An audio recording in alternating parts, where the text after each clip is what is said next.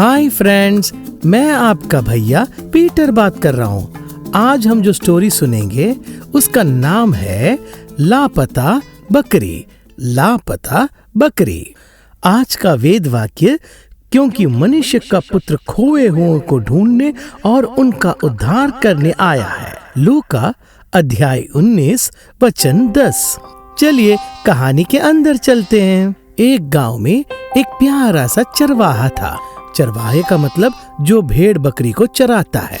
उनके पास सुंदर सा 100 बकरियां थे।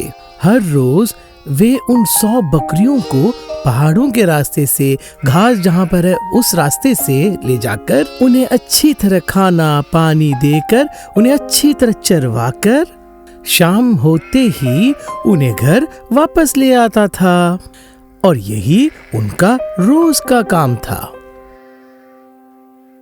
कुछ छोटे बकरियां रास्ता भूलकर चले जाते हैं ना, उनसे ये कहते, ए प्यारे बेटा, वहाँ नहीं जाना चाहिए, रास्ता इस तरफ है। इस तरह कहकर उन्हें सही रास्ते में लाना ही उनका काम था।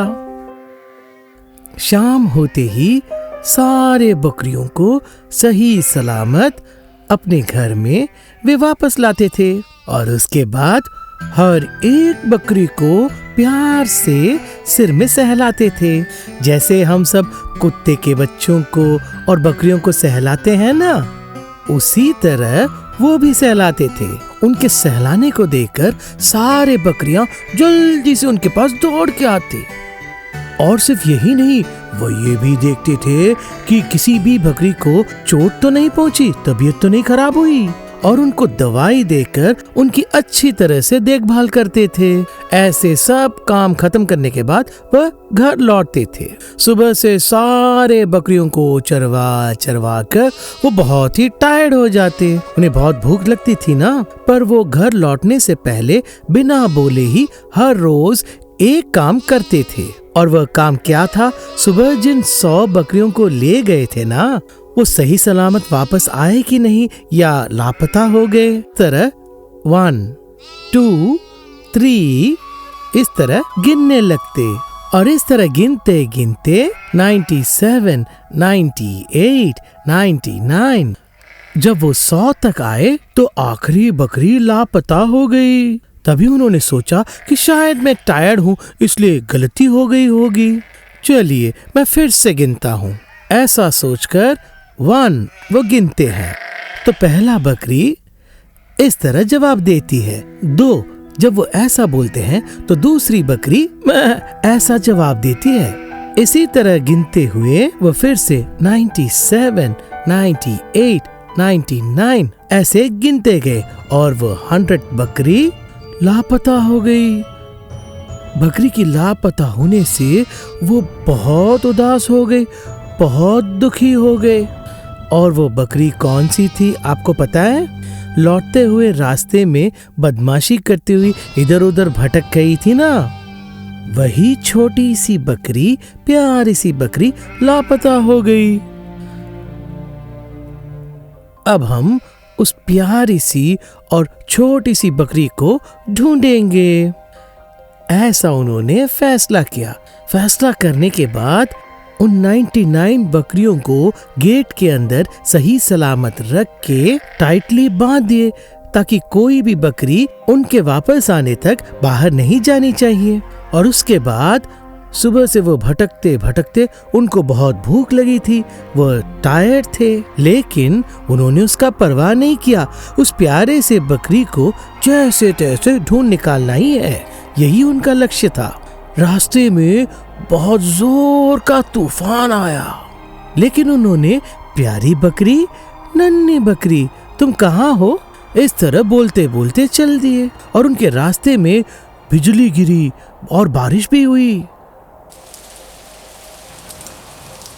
तब भी वह प्यारी बकरी, नन्ही बकरी, आप कहाँ हो, इस तरह ही पुकारते हुए चलते गए। लेकिन उस बकरी की आवाज बिल्कुल सुना ही नहीं दिया। मेरे प्यारे बकरी, मेरे नन्हा सा बकरी, कितना तकलीफ सहता होगा। ऐसा दुख के साथ ही चलते गए। और उनके रास्ते में इससे भी ज्यादा उबड़ खाबड़ रास्ते थे। बहुत से चट्टाने भी थी और रास्ते में बहुत से कांटे भी थे। जब वह उस रास्ते में चले तो उनके पैर में कांटे भी चुभ गए।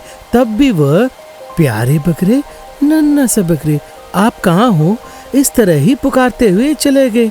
बारिश हो गई थी ना, तो उस चट्टानों के कारण वह बार बार फिसल रहे थे।